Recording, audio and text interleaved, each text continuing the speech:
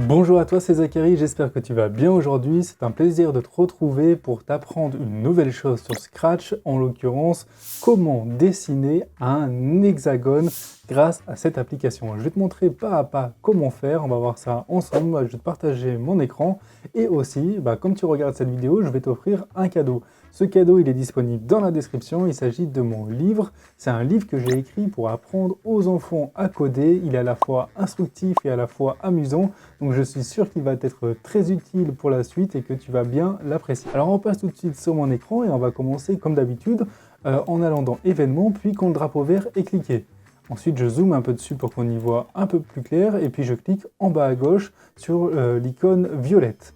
Ensuite je clique sur stylo, puis je fais stylo en position d'écriture. Et là je me pose la question, qu'est-ce qu'un hexagone?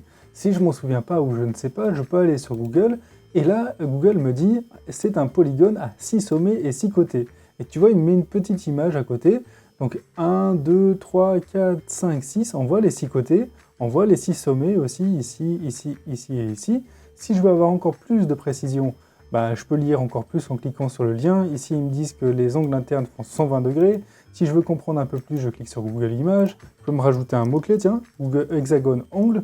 Et là, je vois d'autres images, par exemple celle-ci, où je comprends beaucoup mieux comment ça fonctionne. Ici, je vois les angles internes de 120 degrés. Ok, donc là, maintenant, il faut que je positionne mon chat quelque part. On va partir d'un point ici sur la carte. On va partir, par exemple, du point E. Ok, donc on va aller du point E au point D. Donc, qu'est-ce qu'on va faire? On va avancer. Donc, on va avancer de 100 pas, par exemple. Je pourrais très bien avancer de 50 pas, de 100 pas, de 200 pas. C'est moi qui décide. Je vais dans Mouvement, je fais avancer de 100 pas. 100 pas, je pense que c'est pas mal. Et j'appuie sur le drapeau vert. Hop, et là, on a tracé le trait et maintenant, on se retrouve au point D. On était au point E et là, maintenant, on se retrouve au point D. Alors maintenant, on va devoir tourner.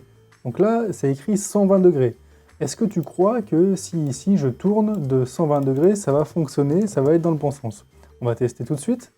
Hop. Alors là, tu vois, il y a un petit problème, c'est que ça n'efface pas mon trait.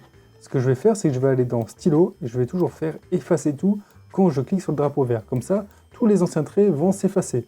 Tu peux voir que mon chat aussi, il est dans une position bizarroïde. Moi, je veux qu'à chaque fois, il redevienne à sa position initiale. Du coup, je vais aller dans Mouvement, et là, je vais faire s'orienter à 90 degrés.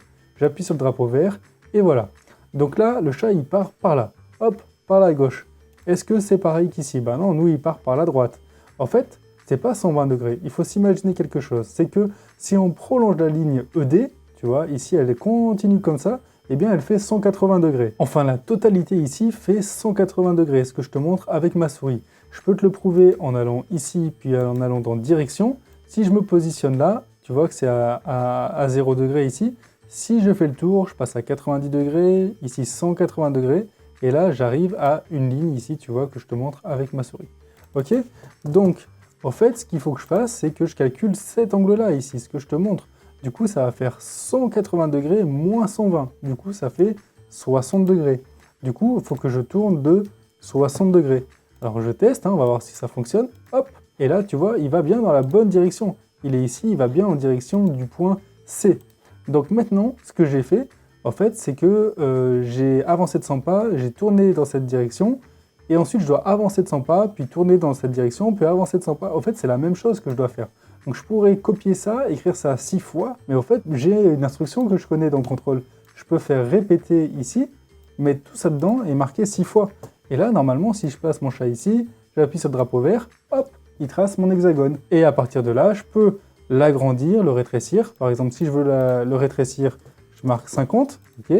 Si je veux l'agrandir, je peux marquer 200, ok, très bien. Enfin, hop, il y a un petit bug, mais c'est pas très grave. On va laisser 100, hop.